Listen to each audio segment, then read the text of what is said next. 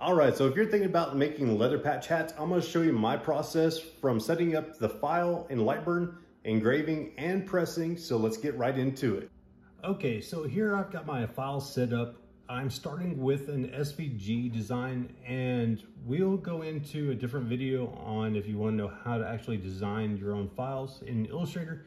But just know that if you import your SVG, that's going to be your best option. So the middle part is what I'm going to be engraving. The blue outline is going to be the cut line. So your fill is, like I said, it's the engraving. My settings are for a 60 watt OMtech laser. I've got my pass set to 1. I've got my speed set to 175. Power is 14 and 14. If I double click here, you can see my lines per inch are 254. And we'll discuss a little bit more on that. The line, that's going to be your cut. So you don't have to do a square. It can be any design, any shape that you can think of. And I got mine set to a pass of 1, 15 on the speed, 25 on the power, on the max and min. So the other thing that I always look at is my preview, my estimated time. So if your estimated time is say 20 minutes, you want to look at your settings there. Also, if it says say 20 seconds, then you also want to look at that. And the main thing that I'll look at is this lines per inch. So if you see that here it's dark, you know, that's because the line, there's more lines per inch. If you go and double click on your fill, let's say if that were 100, there we go, okay. And go back to preview. You can see it's a lot lighter. There's less lines, they're more spaced out. That's not what you want. You want a good dark engraving on the leather. And I'm using Lonestar's leatherette with adhesive backing on it. If you're using real leather or from a different company, then you might have to adjust it a little bit there, depending on the material. But that is the gist for getting your file set up on a 60 watt laser. So let's go ahead and get into the engraving and show you the process there. All right, so we got the laser turned on. What we're gonna do is I'm gonna find a spot on this piece of leather. We'll start about right there. Now, if you have an OMtech, I'm gonna hit escape and then I'm gonna hit origin. So most of your lasers are gonna have a origin spot. That is where I'm gonna start. On mine, my focus is right on point. Sometimes I will defocus and I'll actually bring it down just a hair, not much. Okay, now that we got the laser already set up, we got it focused where we want, we got the origin where we want. The next thing that you want to do, let me get that out of the way. The next thing you want to do in Lightburn is frame it. All right, there we go. Sometimes you have to click it twice to get it to set. So I'm gonna hit frame.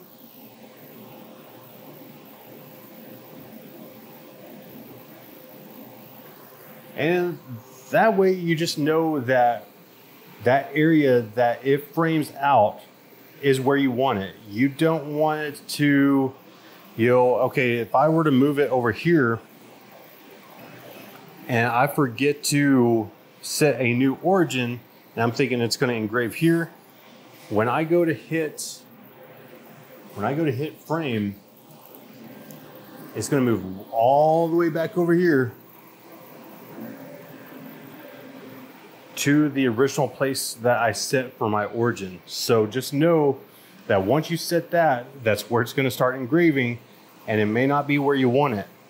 Okay, and then the air assist. So whatever air assist that you have, on mine I have external, and I set it somewhere around like 10 to 15 psi, give or take. Not a whole lot of air, just enough. Okay, we got the air assist hooked up, chiller's already on, we're set to go. Make sure the laser is there, and we already did the framing, so let's go ahead and hit start on it.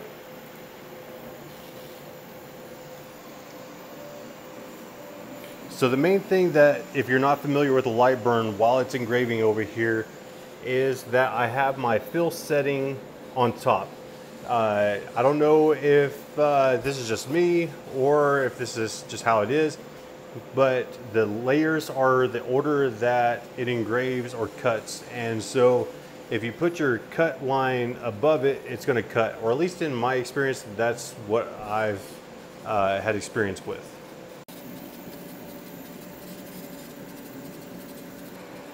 And it's pretty fast. Like I said, it's about 3 minutes, give or take. Of course, I'm not going to make you wait the whole 3 minutes, so I'm splicing in between each one. And now it's doing the final cut. Just one pass all the way around.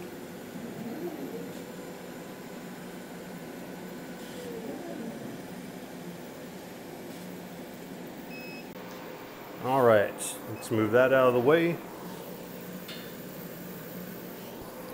Now, when you do these, you can see here it's not quite clear.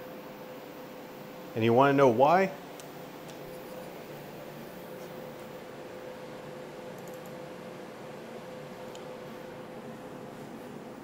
Because I forgot to change this to 254. So I'm going to leave that in the video because I want you to see what happens.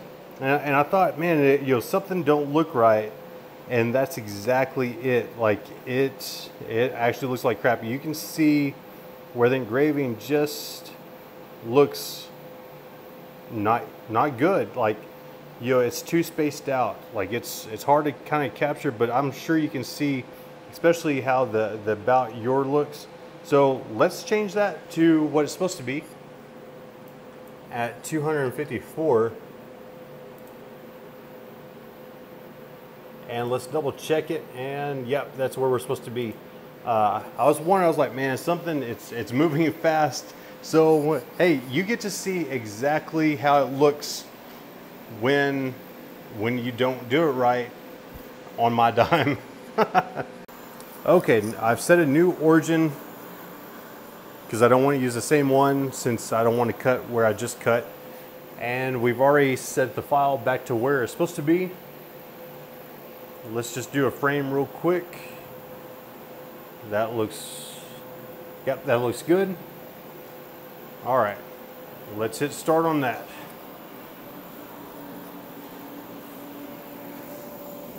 So right off the bat, can't tell, it's definitely a darker engraving. But like I said, I'm not gonna make you watch the whole thing at 3 minutes, so we'll come back here just in a second. Yeah, that looks so much better. Very clean. Looking good. And don't worry about that haziness. That's going to be fixed in the cleaning process, so I'll show you exactly how to fix that. Now we're cutting all the way around. Looking good. All right, let's back that up.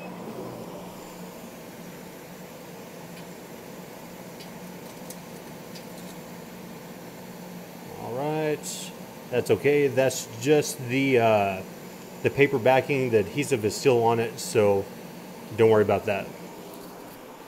Okay, so since I messed up on that first one, I want to show you before I clean it the difference. I mean, night and day. Like, you can see the line spacing. That's what happens when you lower the lines per inch too much. So yes, you might be saving time by doing it this way. I mean, it was like less than 2 minutes, but you can see the quality is completely different. So let's get rid of that one. What I use is this LA Totally Awesome. You can get it at most dollar stores for $1 or $2 because they're not really dollar stores anymore. But you can also use Dawn Power Wash, is what I've heard from some other ones. But I stick with this because this is what's worked.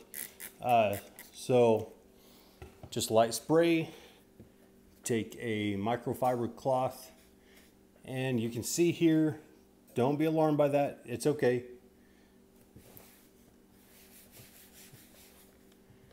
Definitely do it on something that wipes off, like a counter, like this melamine top. and just keep working at it. You might have sprayed it a couple times, but I try to get it all in one. I don't like to saturate it for too long. But look at that. Good clean engraving. So let's go ahead and jump over to the heat press. Let me show you how I apply it to the heat press. Okay, so I am using the Vevor heat press from Amazon.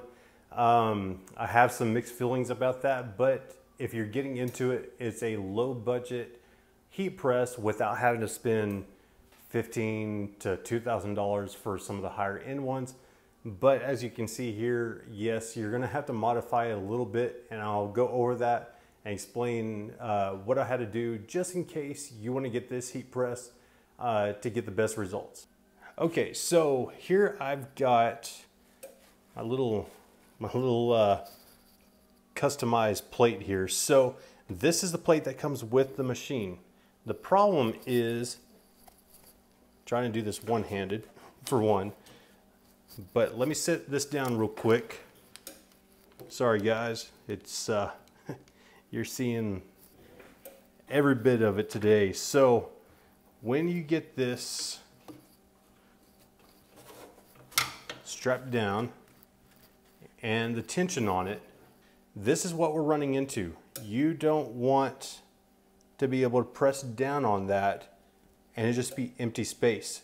It's going to cause wrinkles, it's going to cause all sorts of issues, and you do not want that. So there's all sorts of information on groups about it,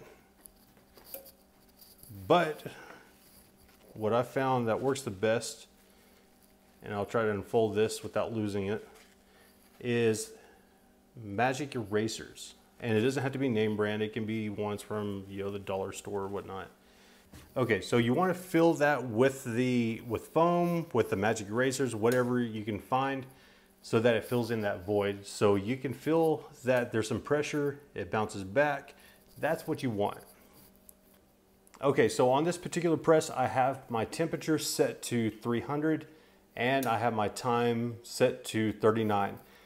This isn't an automatic press, so you'll have to manually put it down, manually bring it back up, but the timer does beep when the 39 seconds is up. And like you saw earlier, the paper already came off, but just know that if you're doing this, to take off the paper backing before applying it. So this particular press, I do preheat it for about 10 seconds, give or take.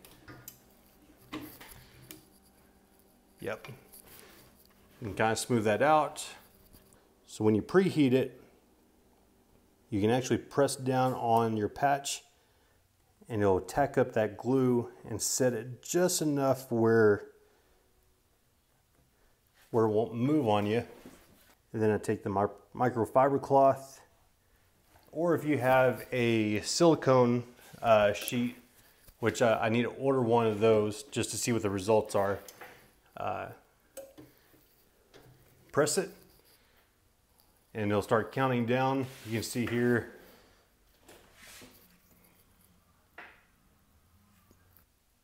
two, one. There's your alarm. Bring that up.